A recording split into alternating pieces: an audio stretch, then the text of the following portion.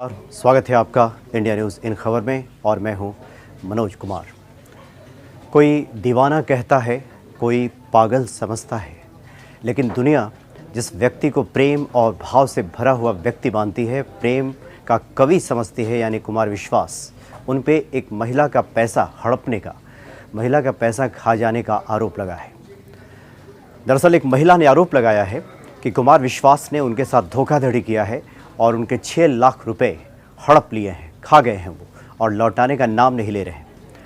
दरअसल मुरादाबाद में एक रियल एस्टेट कंपनी है, उसके एमडी आभा चौधरी ने एसएसपी को एक लिखित तहरीर दी है, एक शिकायत पत्र दिया है, जिसमें उन्होंने आरोप लगाया है कि पिछले साल यानी 2018 में शहीदों के परिवारों को सम्मानित करने के लिए रियल एस्टेट कंपनी ने एक प्लॉट देने का फैसला किया था और इसी एवज में एक कवि सम्मेलन का आयोजन किया गया था।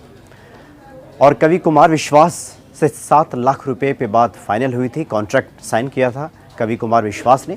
उस वक्त वो अमेरिका में थे और पेशगी के तौर पे यानी एडवांस के तौर पे उनको 6 लाख रुपए दे दिए गए थे और अमेरिका से एक वीडियो जारी कर उन्होंने अपने आने की पुष्टि भी की थी। लेकिन संयोग कुछ ऐसा रहा कि उसी दरमियान कुमार विश्वास ने एक धर्म विशेष को लेकर एक टिप्पणी कर दी, जिसके बाद पुलिस ने उनके कार्यक्रम पर रोक लगा दी। यानी कार्यक्रम तो हुआ, लेकिन कुमार विश्वास की उपस्थिति पर रोक लगा दी। तो कुमार विश्वास उपस्थित नहीं हो पाए उसमें। उसके बाद होना तो ये चाहिए था कि कुमार विश्वास कायदे से वो जो 6 लाख रुपये पेशगी के तौर पर उन्होंने लिया था, उसे उस महिला को लौटा देना चाहिए था, आभा चौधरी को, लेकिन कुमार विश्वास ने उसे नहीं लौटाया।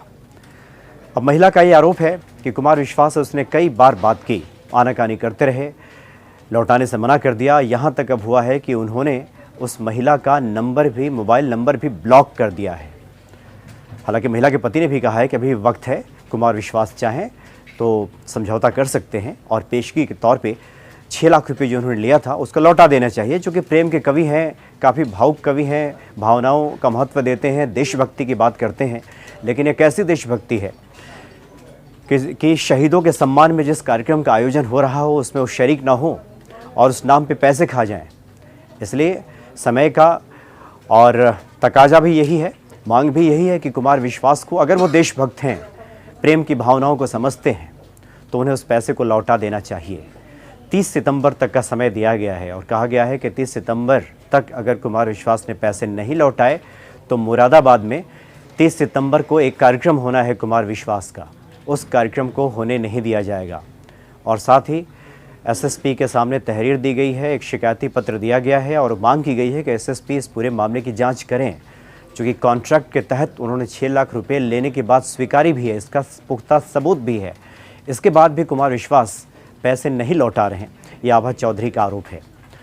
तो निश्चित तौर पर ये व्यावसायिकता का भी तकाजा है कि अगर कोई काम ना हुआ हो और उस एवज में पैसे लिए गए हों तो निश्चित तौर पे पैसे तो लौटाए जाने चाहिए ही थे।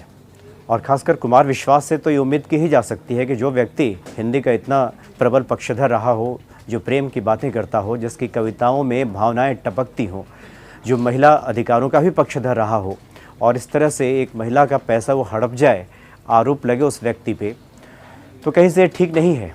इसलिए होना तो ये चाहिए था कि कुमार विश्वास उस पैसे को, अगर प्रोग्राम नहीं हुआ तो कायदे से लौटा देते और इस तरह की फजीहत से बचते, लेकिन ऐसा उन्होंने किया नहीं।